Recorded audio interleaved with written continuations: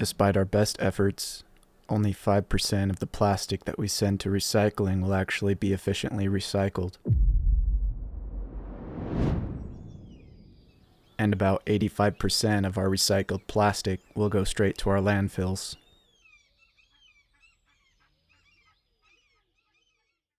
Okay, look, I'm not going to go too much into detail about what I've learned while doing research for this video, but I was wondering, have you ever paid attention to the recycling information on the plastics that you throw away? So different plastic types are numbered 1 through 7, and despite all 7 having the tri-arrow triangular recycling symbol, basically only plastics 1 and 2 are good candidates for recycling. Brings me to my next point, in which plastic manufacturers have been doing this for decades and lying to our faces by intentionally mislabeling the plastics that they make and pushing plastic recycling initiatives despite knowing the economic inviability of it. So however long it takes for a crumb of enforced accountability towards these companies is how long it will take for us to start seeing any meaningful impact on the trajectory of the plastic crisis that we will continue to suffer through until then.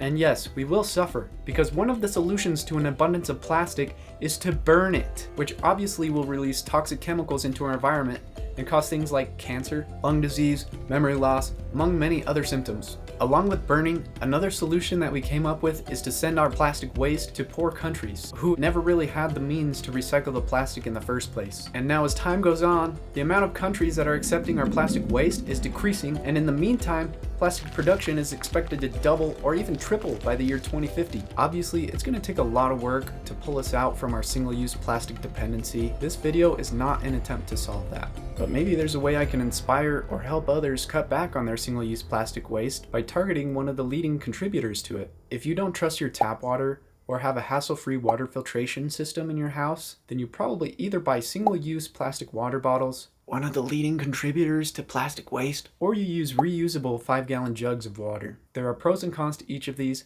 but I would argue that 5-gallon jugs are the way to go. The problem is, the dispensers for the 5-gallon jugs can be expensive, especially in today's economy. That brings me to an idea I had recently. What if I could just build one? And make project plans for my website that'll link in the description so you can do the same.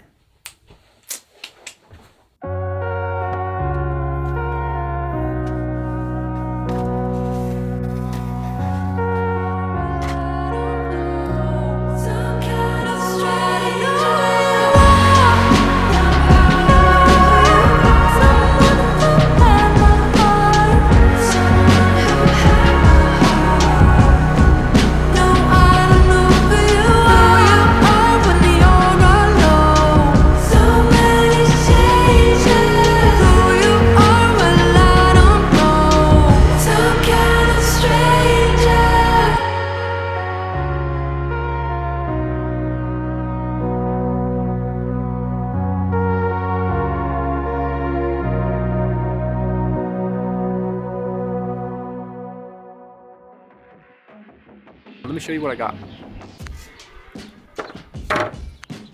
3 2x4s. And I also picked up this piece of plywood. It's called OSB, cheap form of plywood. It's 2 feet by 4 feet and about a 1/2 inch thick. And it's gonna do exactly what we need it to. This build is super easy. You only need a few tools in order to build it. So let me show you what you need. A jigsaw, a drill, some screws, a tape measure, and a pencil.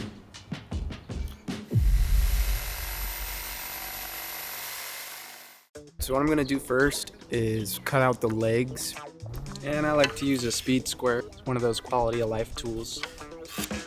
Something you should always check when you're gonna start making cuts with your jigsaw, is if your blade is straight. Here are my 4 legs. I now have 6 crossbars to cut out. They're all gonna be 12 inches long. Now let's move on to the plywood. Alright, so I'm going to go ahead and cut out the 3 12-inch by 12-inch pieces that I need first. And I can just use this board.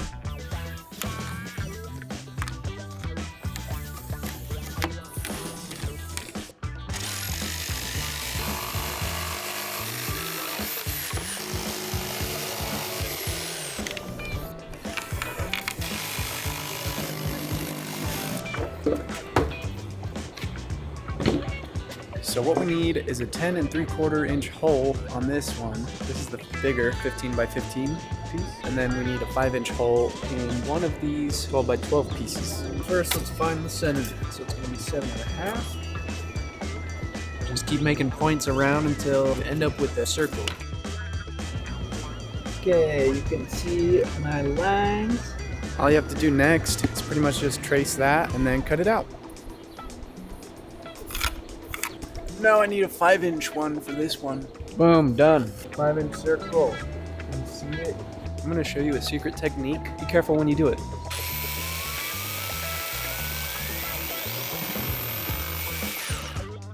It's a little sketchy. Maybe don't do it.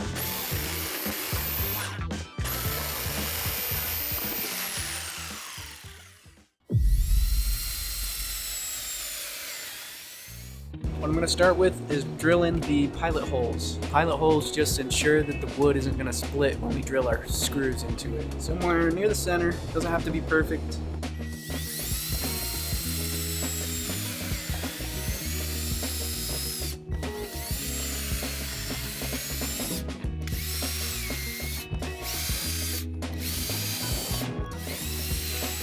Okay, we're going to go ahead and repeat the same process for the other 3 boards. Screws that I'm using are these 2.5-inch screws. They're with the T25 bit.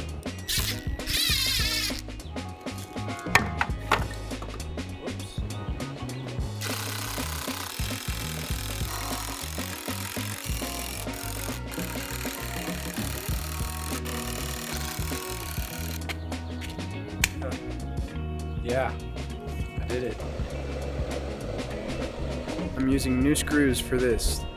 1 3/4.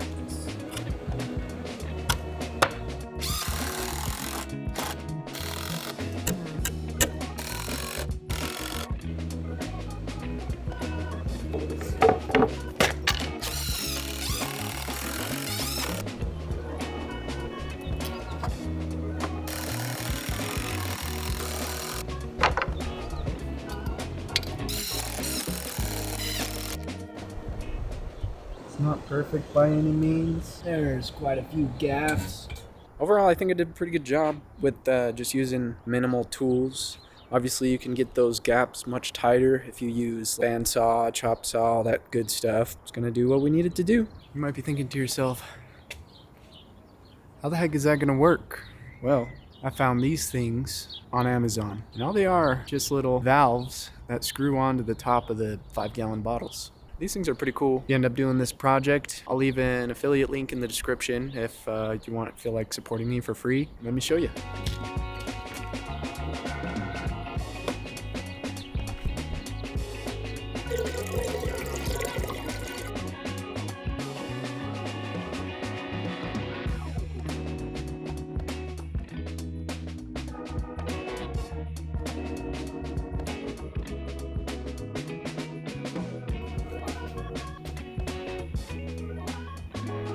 So that's what it looks like painted black.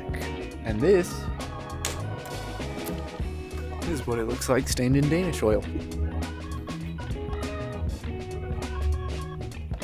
Regardless on how you choose to finish yours, you should build one. And then you should build one for your friends, because that's the cool thing to do. Also, if you like this video, consider subscribing. This video took me a really long time to make. Like, almost 100 hours for some reason.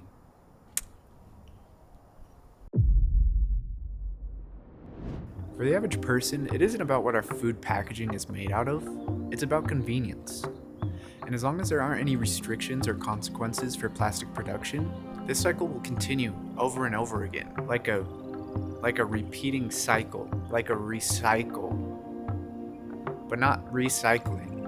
We know that's not happening, like I already said, but more of like a cycle of bad things that just keep happening over and over again due to the nature of a small but powerful gang of thugs that only care about things like shareholder value and Forbes scores. But anyways, I just have one question for you. Do you ever think we'll be able to get over single-use plastics for good? If so, when do you think we'll start seeing heavy restrictions on plastic production?